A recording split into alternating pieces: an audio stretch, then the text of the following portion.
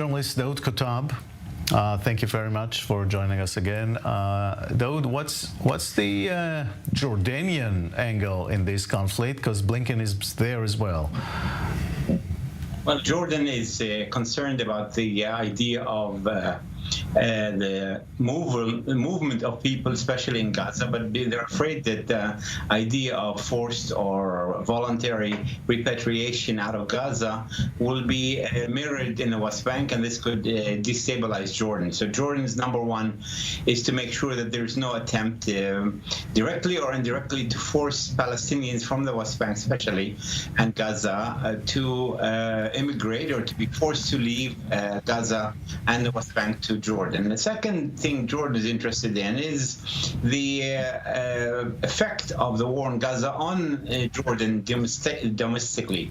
Jordan is seeing everyday demonstrations. They're seeing protesters against the vegetable salesmen who sell to Israel vegetables when the Gaza vegetables cut out.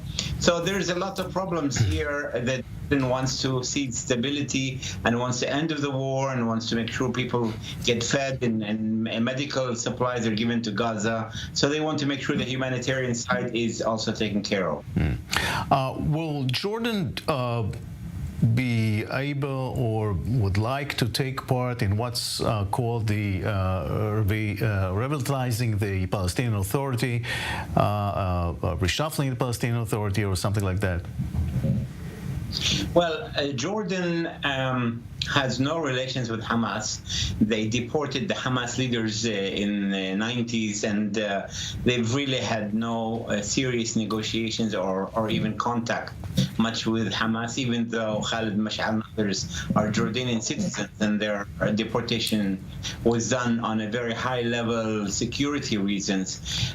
So Jordan's relations is almost exclusively with Mahmoud Abbas and the Palestinian Authority, and as a result of that, I think Jordan wants to see a much bigger role for the Palestinian Authority, but they also understand that there might have to be some type of compromise, the way that Lebanon has Hezbollah in the government, that there will be some type of Islamist in the Palestinian remodeled or reshuffled government. So, but yes, I think Jordan wants to be part of the post-war events. They want to be involved, hopefully, in the reconstruction of Gaza, but they're mostly interested in the stability of the West Bank. Yeah. Jordan has been involved with airdrops of humanitarian aid around Gaza. Do they take any steps to make sure it doesn't go into the hands of Hamas, like much of the humanitarian aid from Egypt does? Well, you know, there's so much you could do with food. I mean, people need food, so even if it goes to Hamas, it's not a big sin. But no, they're sending the humanitarian aid to respected organizations. But you know, I know the Israelis have this stupidity of not wanting to give food to Gaza, but people need to live. 2 million people need food. I mean, it's really it's a war crime. And food cannot be, it's not like gas or oil, maybe they can be used in the guns, but what can you use food for except to eat? So I don't understand maybe a denial of food drops into Gaza, even if it goes to Hamas. I mean, this is a humanitarian thing, has nothing to do with dual usage like fuel. It's a very simple, basic thing that human beings have, and I don't understand why the Israelis are so adapted not having any food.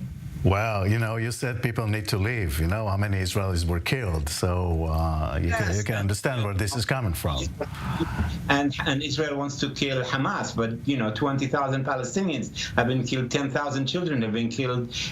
Yesterday, the Minister of Culture said 40 cultural institutions were demolished. Come on, I mean, the ratio is unbelievable. And why South Africa has issued genocide? Because what the Israelis are saying, dehumanizing things that they're doing against Palestinians, is dehumanizing. So yeah, I mean, we don't want to compare deaths with deaths, but as the Pope said, terror is on both sides, and we need to stop this war. All right, Daud Kuttab, thank you very much. Well.